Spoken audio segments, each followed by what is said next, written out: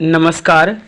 स्वागत है आपके अपने YouTube channel SGY science classes में और मैं हूं राम मूर्ति। जैसा कि आपने थंबनेल देख ही लिए होंगे कि आज की इस वीडियो में हम लोग 12th बायोलॉजी के 10 इम्पोर्टेंट क्वेश्चन आंसर का डिस्कस करने जा रहे हैं। तो चलिए बिना देरी किए शुरू करते हैं अपनी इस पाठशाला को। जैसा कि पहला प्रश्न कहता है, युग्मक जनन एवं भ्रूण उद्भव के अंतर स्पष्ट करें। तो चलिए उत्तर में एक तरफ हम युग्मक जनन और दूसरे तरफ भ्रूण उद्भव लिख दिए हैं। तो युग्मक जनन जैसा कि आप जानते हैं, पहला पॉइंट हमने लिखा है युग्मक बनने की क्रिया युग्मक जनन कहलाती है। इस प्रक्रिया में नर तथा मादा दोनों युग्मक बनते हैं। अगला प्रश्न, इसमें अगर हम लोग बात करें इसका भ्रूण उद्भव का, तो इसका पहला पॉइंट होगा जाइगोट से भ्रूण बनने की क्रिया को भ्रूण उद्भव कहा जाता है। इस प्रक्रिया में जाइगोट की कोशिका का विभाजन होता है। और दूसरा पॉइंट है इस प्रक्रिया में सिमोसिस प्रक्रिया द्वारा द्विगुणित मायोसाइट्स से नर तथा मादा युग्मक का निर्माण होता है। और भ्रूण उद्भव में दूसरा पॉइंट है कि इस प्रक्रिया में जाइगोट के बार बार माइटोटिक कोशिका विभाजन के फलस्वरूप भ्रूण का निर्माण होता है। अगला प्रश्न है अनिषेचित जनन से आप क्या समझते हैं।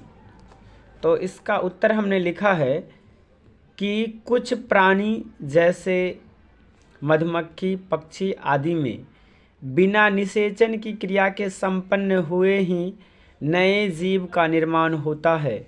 इस प्रकार की घटना को अनिषेच जनन कहा जाता है। तीसरा नंबर प्रश्न है एंटीबॉडी के कार्यों का उल्लेख करें। तो हमने उत्तर में लिखा है एंटीबॉडी निम्नलिखित रूप से कार्य करता है। पहला है जीवाणु को एंटीबॉडी इस तरह से आवृत ढक देता है जिससे फेकोसाइट उसे पहचान सकता है। इसे आइसोसाइजेशन कहा जाता है।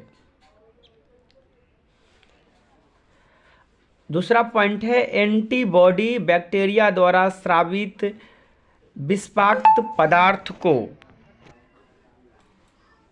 उदासीन बना देता है, उसे उदासीनता कहते हैं। और तीसरा पॉइंट है एंटीबॉडी एंटीजन से संयुक्त होकर बृहत आकार अघुलनशील जटिल पदार्थ तैयार करता है जो एंटीजन के विशेष जैव कार्य में बाधा पहुंचाता है। इसे एग्लूटिनेशन कहते हैं।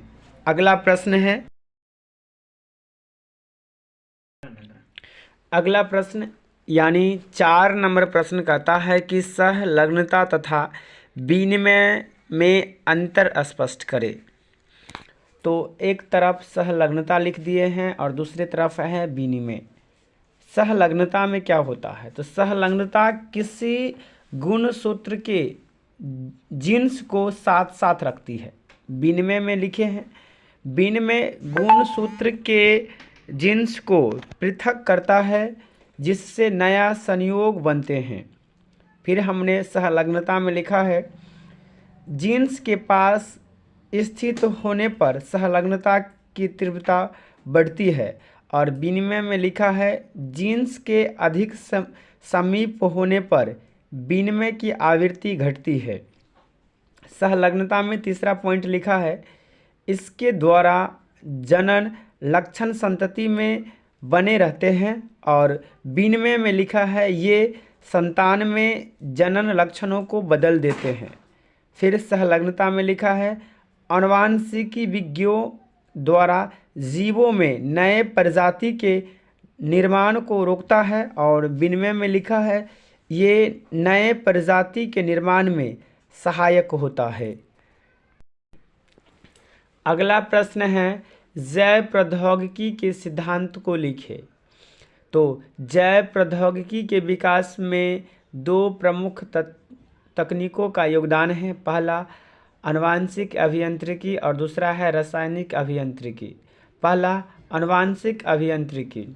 आनुवांशिक अभियांत्रिकी वह प्रौद्योगिकी है जिसके द्वारा किसी भी जीवन से डीएनए या जीन निकालकर किसी अन्य जीवन के जीन के साथ युग्मित किया जा सकता है। दूसरे शब्दों में आनुवांशिक अभियांत्रिकी को युग्मित डीएनए प्रौद्योगिकी भी कहा जाता है। अगला है रासायनिक अभियांत्रिकी। प्रक्रमों में रोगाणुहित वातावरण बनाकर केवल वांछित सूक्ष्मजीवों को सुकेंद्रीकी कोशिकाओं में वृद्धि कर अधिक मात्रा में जैव प्रौद्योगिकी उत्पादों का निर्माण किया जाता है, जैसे एंटीबायोटिक, टीके, एंजाइमों का उत्पादन इत्यादि। अगला प्रश्न कहता है ध्वनि प्रदूषण पर नियंत्रण के उपाय को लिखें।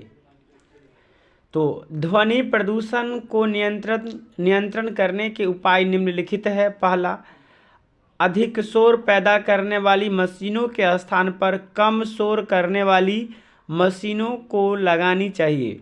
दूसरा, आबादी से दूर औद्योगिक इकाई को स्थापित की जानी चाहिए। तीसरा, लाउड स्पीकर एवं तेज आवाज़ पैदा करने वाले यंत्रों पर पूर्ण प्रतिबंध लगानी चाहिए। चौथा, ध्वनि अवशोषक पदार्थों के उपयोग पर जोर दिया जाना चाहिए।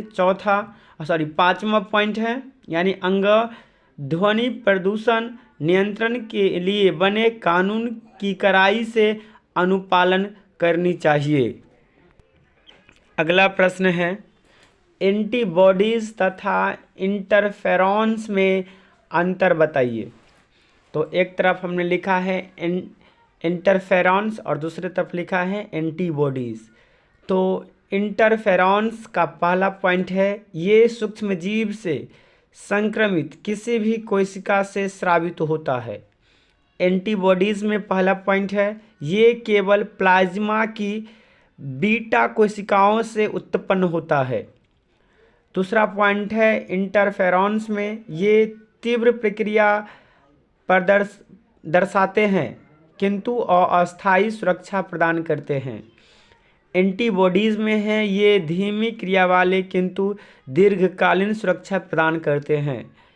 इंटरफेरॉन्स का तीसरा पॉइंट है कोशिकाओं के अंदर क्रिया करते हैं। एंटीबॉडीज़ का तीसरा पॉइंट है कोशिका के बाहर क्रिया करते हैं। इंटरफेरॉन्स का चौथा पॉइंट है ये शरीर का द्वितीय रक्षा स्तर बनाता है।